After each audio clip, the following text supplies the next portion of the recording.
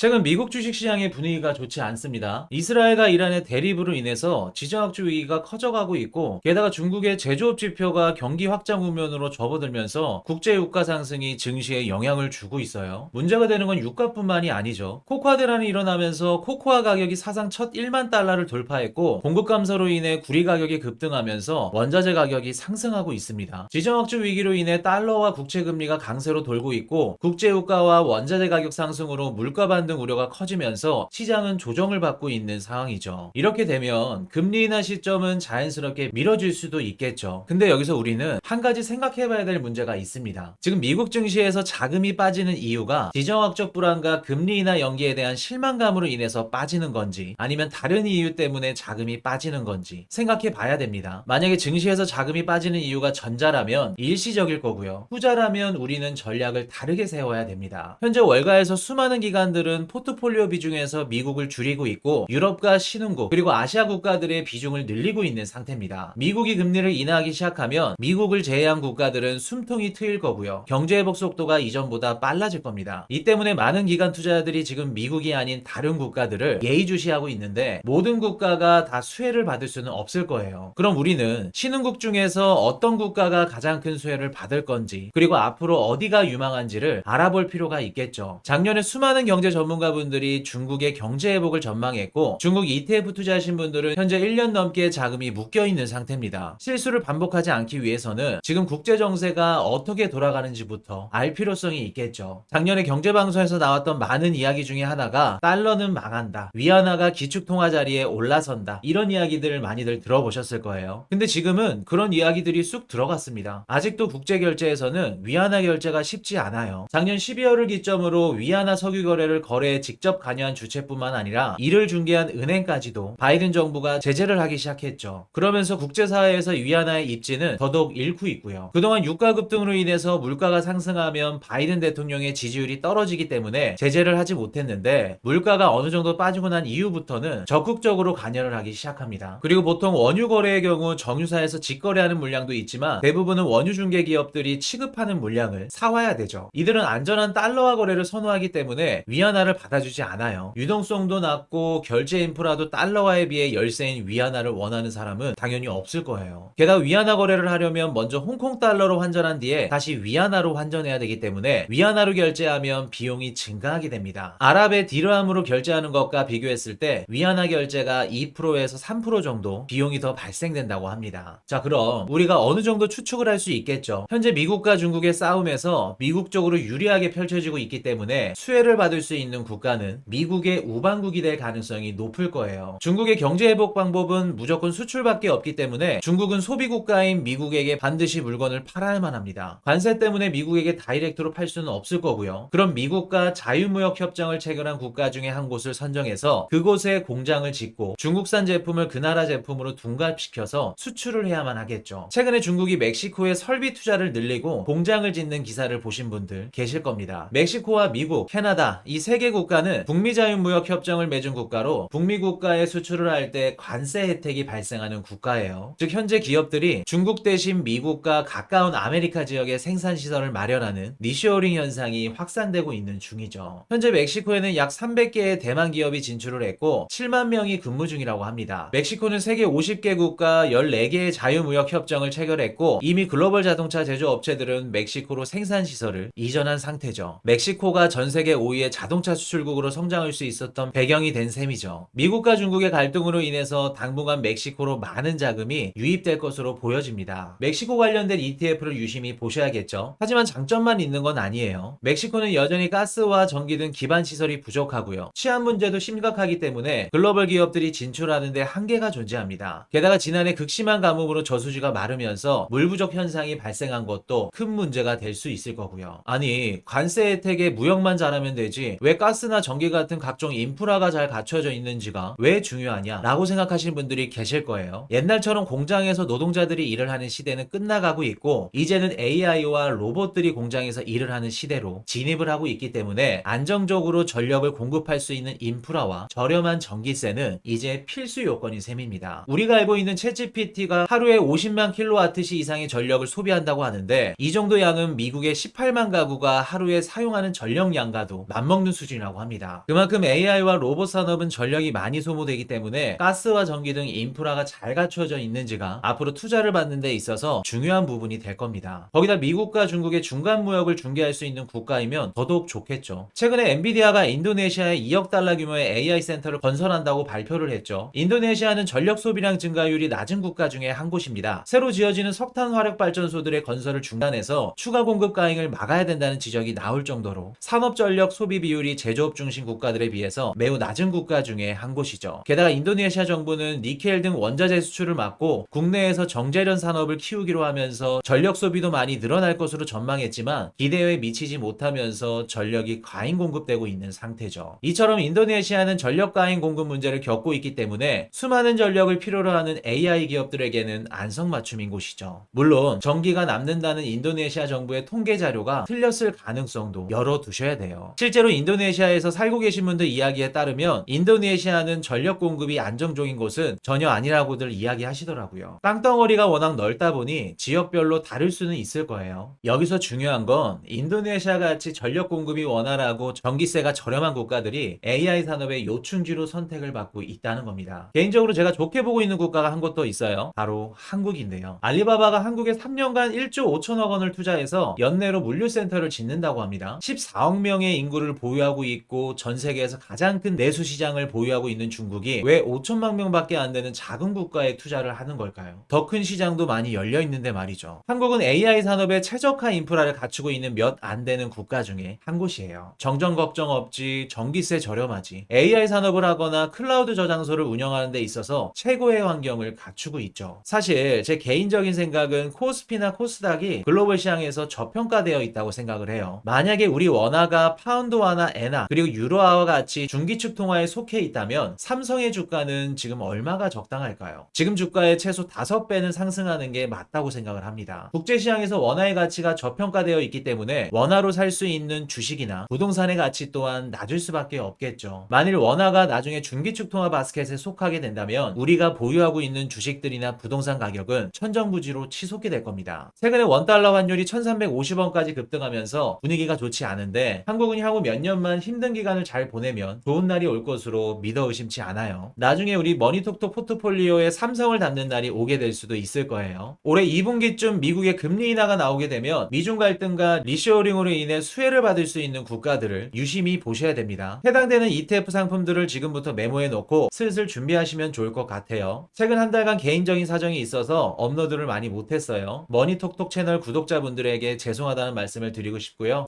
당분간 이전처럼 업로드를 자주 하지는 못하더라도 최대한 시간을 쪼개서라도 열심히 업로드 할 테니까 영상을 기다려 주시면 좋을 것 같아요. 다음이 더 기대되는 좋은 정보로 찾아뵙겠습니다. 지금까지 머니톡톡이었습니다.